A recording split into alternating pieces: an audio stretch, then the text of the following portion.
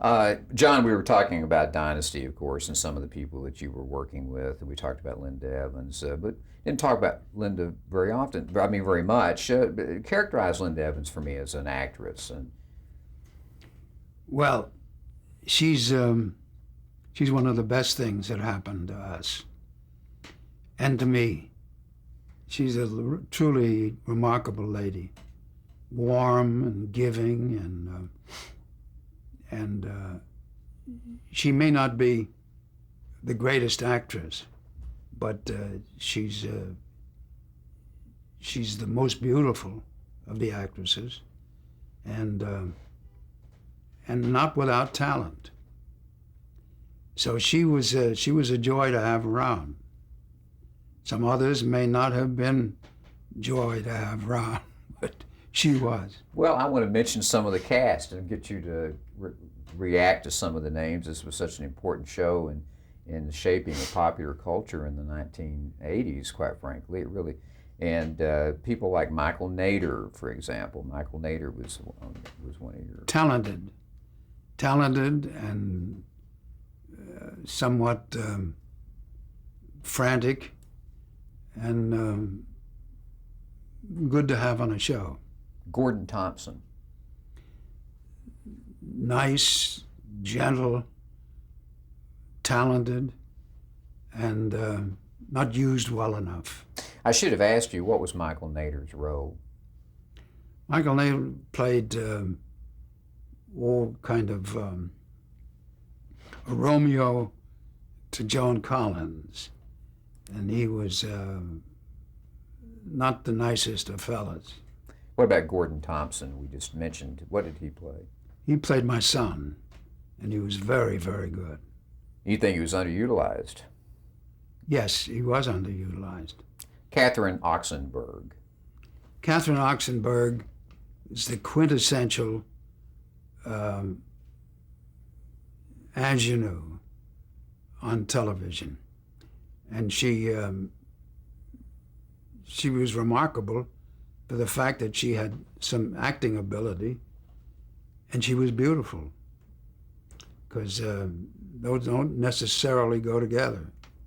What was her role? Her role was as one of my daughters. And then Emma Sams. Emma Sams played one of my daughters. I had a lot of daughters. John James. John James played not my son, but I don't know what he played. How would you characterize his participation in the? Well, his contribution was a notable one because he was a very handsome, attractive, and had some dynamics about him that were very favorable. What about Pamela Sue Martin? Pamela Sue Martin played my daughter too. She was she just, I don't know what's happened to her, but she's so gifted and she's so beautiful, and I would hope good things were happening to her. But I don't see her ever, and nobody sees her ever. And she was a lovely, lovely girl. Al Corley. Al Corley played my son, who had homosexual bent, and he was a nice actor and had a wonderful quality. Jack Coleman. Jack Coleman. He played my son too. Big fan. Well, actually, I think we had two sons, and Gordon played one and Jack Coleman played the other. Mm-hmm. Heather Locklear. Heather Locklear played the wife of my homosexual son, and she's turned out to be a humdinger. She's a big success commercially, and she's a good actress. Very sensible, very nice lady. Diane Carroll. Diane Carroll, of course, she was, I think, maybe the best, or certainly one of the best of the black actresses. And she played a very important role in the pictures. And she was, I think, maybe the most beautiful, or one of the most beautiful actresses around. Rock Hudson. Rock Hudson was only with us for a short time. Unfortunately, he passed away. And he was as a threat to me with Linda Evans. And that was down toward the end of his life. And he wasn't feeling very well at that point. So it was tough to, he would go off to take a nap for an hour or two so that he could generate enough energy to come up and play something. It was very sad. Ally McGraw. Ally McGraw, another one of the most beautiful ladies. We had a lot of beautiful ladies on the show. Ally McGraw never got what she deserved to get. She started out so well in that movie where she played the co-ed, and she was so wonderful, and she never, I don't think she really wanted it badly enough. You talk about Love Story. Love Story. You had your producers were E. Duke, Vincent, Philip Parslow, Elaine Rich, Ed Letting. Do you have much, did you work closely with them at all, the producers? Well, I tried. I thought one of the great weaknesses in Dynasty were the stories. And I tried to generate some excitement about getting better stories. But unfortunately, that it's easier to talk about than to do. But we had some good writers, but never. The concept of the show was not as strong as Dallas, for example. Dallas was the classic show of its kind, and ours was considerably tougher to delineate. Did the actors, yourself included, have much of an opportunity to shape the plot line? Were you called on for your ideas, or were they welcome? Oh, they were welcome, and we did make contributions. But it's a very tough thing to get a television show functioning that way. The most important element on a television show, to my mind, is the producer. You can have all the stars that you want. You could have a great cameraman. You can have wonderful directors. But the producer is the man down through which the story goes. And he's the one that knows what's going to take place 8 stories down the line. And to me, he's by far the most important person on the show. Where was the show filmed? It was filmed at Warner Brothers Studio in Hollywood, the old Samuel Goldwyn studio. Well, you must have had some pretty elaborate sets. We did have elaborate sets, but that's not sufficient very often. You have to have good stories in elaborate sets. Because, this was a show that was, predicated on the whole MGM vision of what a movie should be. The gowns were beautiful, the women were beautiful, the men were for most part very attractive. the settings all glorious, like an old MGM movie. And if you add to that a good story, then you've got a good movie. But it's a big battle to get the stories right. And that's why the producer is the most important factor. Well, obviously you did something right because it was such a popular show. Why do you think it was so popular? Well, it was popular because I think the people involved were good and right for their parts. I think the casting was excellent. I think the concept of the show, the opulence of the show, was very, very meaningful. Why do you think it was meaningful? The opulence. Well, as I said, it's like an old MGM movie. You had the most beautiful women, beautifully costumed. The men were handsome, attractive men against a background of beautiful sets. You think it reflected something of the times, you know, of the whole Reagan era and the, you know. Yeah, I think the Reagan era was in part responsible for it, but I don't think the Reagan era was quite as important as those elements that I pointed out. Right, right.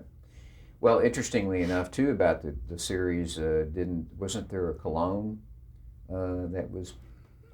There were a number of colognes. One for me called Carrington, that my wife and I, you know,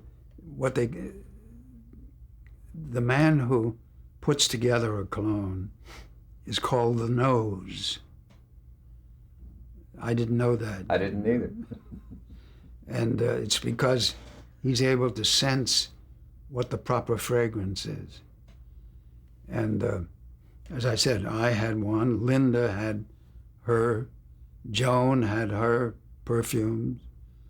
And it got to be a very, very big commercial enterprise. Well, did it take a long time to shoot an entire episode? I mean, was there a lot involved, a lot of ad-libbing going on? I mean, was it very strictly scripted? It was structured, strongly structured piece. There was no ad-libbing going on. And the producers and the writers of the show were very firm about that, and justifiably so. That's the way it should be. Because it's easy to say, you know, make up a line, but it's hard to do. Make up a proper line. And most of the time they're just stale copies of one another rather than have a genuine article. Did you ever film on location? Oh, yes. We had a wonderful ranch that we used, David Murdoch's ranch, who happened to be a friend of mine, out in the valley, over near Hidden Valley. And it was very beautiful, Arabian horses, everything. And it was a joy to work there. You mentioned earlier, John, that you felt that the show went off in a direction that you didn't particularly care for. Could you elaborate on that just a little bit? Well, it's very hard to do a show. And it's very, very hard for somebody like me to like it unless all the elements are properly in order. And I guess I'm too tough on the situation, but some of the things were very cheap in nature, and while it's exciting and sometimes rewarding to have those kinds of things, they do take a toll.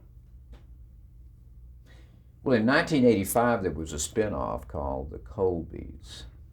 How did you and your associates in the in Dynasty feel about a spinoff coming out of Dynasty? Did it matter to you at all? Or? Not really, no. I think we recognized the fact that there was going to be a spinoff, and I think that was the beginning of the end with a spinoff, because spinoffs never really work. And just occasionally they do on television. Who are the Colbys? The Colbys were two people, Chuck Heston and Barbara Stanwyck, that were brought into the show because they were looking to down the line to do another version of it, a sister version of our show. Not virgin, version. But it also had Catherine Ross in it, and Yes. Tracy Scoggins, Maxwell Caulfield. Yes. Nice cast. But it just wasn't a success. No. Why do you think it wasn't a success? It's very hard to pick up on what makes and what doesn't make a success. But certainly on television, it has to be sparkling writing, and it has to be talented people. And very often, it didn't have it on the Colbys, and very often didn't have it on our show as well. Well, what finally brought Dynasty to an end to the Dynasty, I guess, in 1989? Attrition, I think, more than anything else. There comes a time when there are no further ideas that a writer has or that a producer has. As I said, the producer is the key man. Anybody that can keep the story going is remarkable. And to keep it compelling and exciting, boy, he's worth his weight in gold. Were you ready to give it up? Were you ready to give Blake Carrington up? Well, I didn't want to be on a show that continued to deteriorate. But that's the very nature of television, I think. That there comes to a point, and then the juices stop flowing, and unfortunately, the show then goes out of existence. Well, 2 years later, in '91, they had a Dynasty: The Reunion. How did you feel about reviving the character? Well, it was fun seeing the people again, but that was another trick, to try to keep the impetus going, and it just didn't work. Do you remember what was the premise of that show? What was the plot of the reunion? Do you recall? I cannot recall. Was it memorable? Let's just talk a little bit here to kind of wind things down about a couple things about the craft of acting and a couple of other things here. Do you do much research for your roles? In preparation for a role, what do you do to get ready for an acting? Well, assignment? I think preparation is the key to getting things done right. First of all, you start thinking about things way, way early on, and you try to formulate them. You try to make gold out of dross, and it's not an easy job. How's your performance personally affected by playing in front of a live audience? Is it how different is that from having the camera only? Well, they're two different experiences, clearly. The theater is by far the most rewarding for an actor, because of the sense one gets of how the audience is responding to it. It has almost a visceral response. That sort of feedback. Yes. Immediate feedback. And the problem then becomes television. There's no response. You don't know what the response is. You hope that it's going to be a good one, a positive response, but you're out in the blue, and the people watching the show, and the people don't really, if they don't involve themselves in the show, then I think you might just as well turn it off. It has to be involvement from the audience standpoint. What's the best advice that anyone gave you on acting? Be yourself, for one. Don't try to imitate anybody. Respect yourself and what you can do and what you can't do. Things like that. I want to name a few very prominent people that you've known and worked with, and just give me a few, just a kind of a brief, kind of a characterization. What you think of when you think of these people. Dean Martin.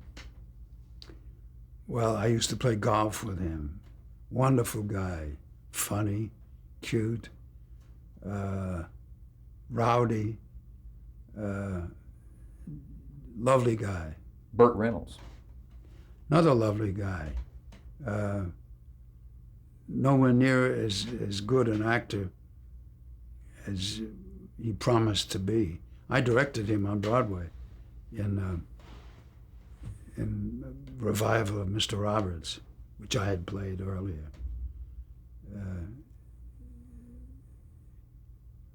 I'd say that he's a good actor. You've been associated with Bob Hope. Yes, I've done a lot of Bob Hope shows. He's a lovely man, funny, bright. Unfortunately, he's deteriorated quite a bit. But when he was at his best, when he and Crosby were at their best swinging away, it was wonderful. How did you get involved in so many Hope specials? You were in a lot of Bob Hope specials. He liked me and I liked him. So we had a lot of fun doing them. Milton Berle. Milton Berle is the quintessential Borscht Belt comic. Funny as all get out, but dangerously dirty, dangerously private,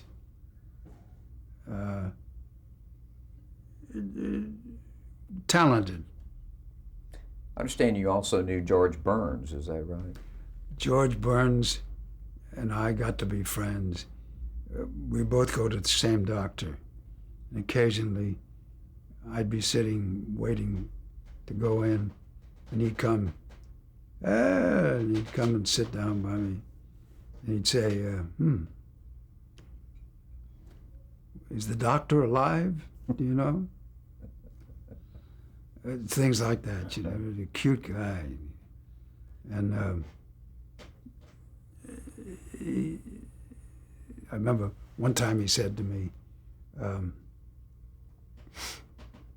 I got an offer today, he said, to do a whole year of a show in Las Vegas, and they want to pay me $60 million. And I said, wow, that's something. He said, it's only money, nothing. And I said, doesn't that make you think, though? He said, it makes me think how tired I'd be. Funny man. Red Buttons. Red Buttons and I were in the service together, and we were in a couple of plays on Broadway together. Very talented, very very complicated, talented, but gifted as hell. Johnny Carson. Well, he and I never made it. He and I, for some reason or another, we never got along. And I was on his show 2 or 3 times, and I would clam up like a frog. Why do you think you did that? Why? Can't figure out why, but and I think the days, when they would suggest me to go on his show, were fewer and fewer. I think. I don't know what it is, but there's something about him that tightened me up. What about Carol Channing? I never met her. Oh, you haven't? Okay, I had thought that you worked with her. No, Phyllis Diller. I never worked with her. Ah, okay. Jimmy Stewart. Well, I never worked with Jimmy Stewart, but I knew him very well. We were friends. Well, characterize Jimmy Stewart for us. Oh, no more delightful, warm, gentle spirit existed than Jimmy Stewart. Did you know Danny Thomas? Not really well at all. What about Lucille Ball? Lucille Ball I knew, and she was the funniest of all the ladies that I knew. Funniest of all the comedians that I knew. Comedians and comedians. Carol Burnett? I didn't know Carol very much. I mean, what about the late Walter Matthau? Did you ever work with him? Oh, yeah. We not only worked together, but we used to go to the races together. Oh, really? Funny, wonderful guy. I remember once we were driving to the races in his car. All of a sudden it started to rain.